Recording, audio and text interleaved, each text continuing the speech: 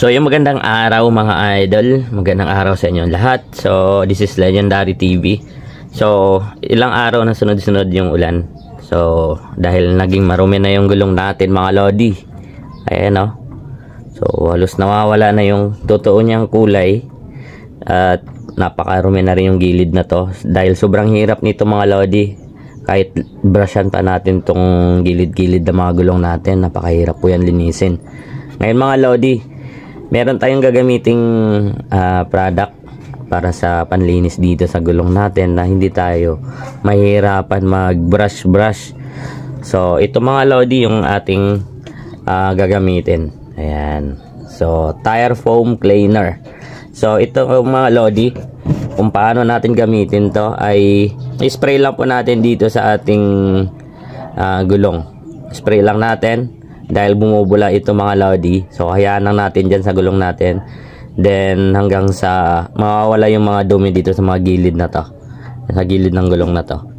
So ngayon start natin mga lodi. Dahil nabili lang natin to sa TikTok.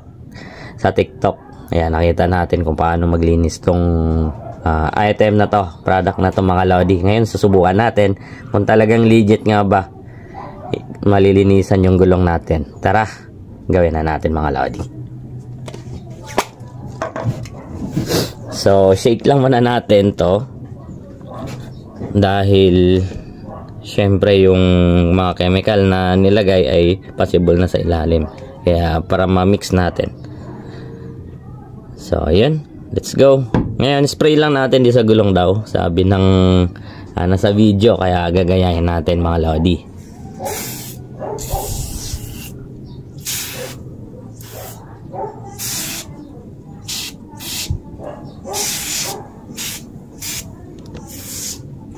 So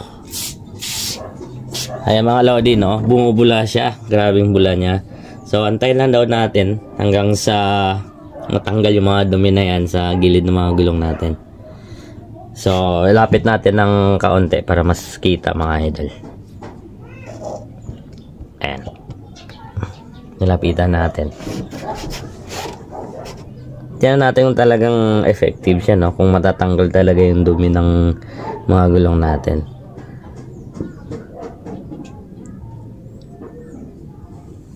Dahil tong ano natin mga idol, yung cleaner natin, may content na rin siya na wax. After natin sprayhan yan, mapunasan natin, ay magiging babalik daw yung dating kulay ng gulong natin. Ayan, tingnan natin mga idol. Ayan. So walang cut yung video natin para diretso-diretso mga lods. So yan, after ng ilang minuto mga idol, ayan, 3 minutes na.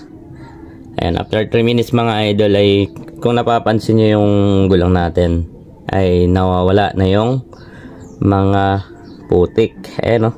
So nakukusa po siya na nagwawash. Ayan.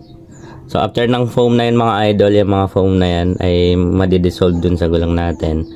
Ayan, kusa po siyang nagiging tubig. Ayan, no? Kusa po siyang nagiging tubig. Ayan sa baba. Ayan, no? Ayan. So ayan ang itsura ng gulong natin mga idol. So malinis.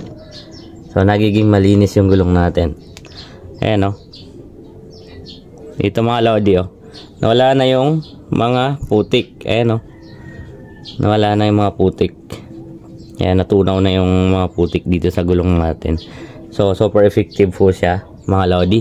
So sa mga gustong umorder mga lodis, nandyan po sa ating basket. Yan, sa yellow basket natin, click nyo lang po. 72 pesos lang yan mga lodi. 72 pesos lang yan mga lods. At meron ka ng 650 ml. So sobrang laki na nito mga lodi. Yan lang. Ingat po sa inyo lahat.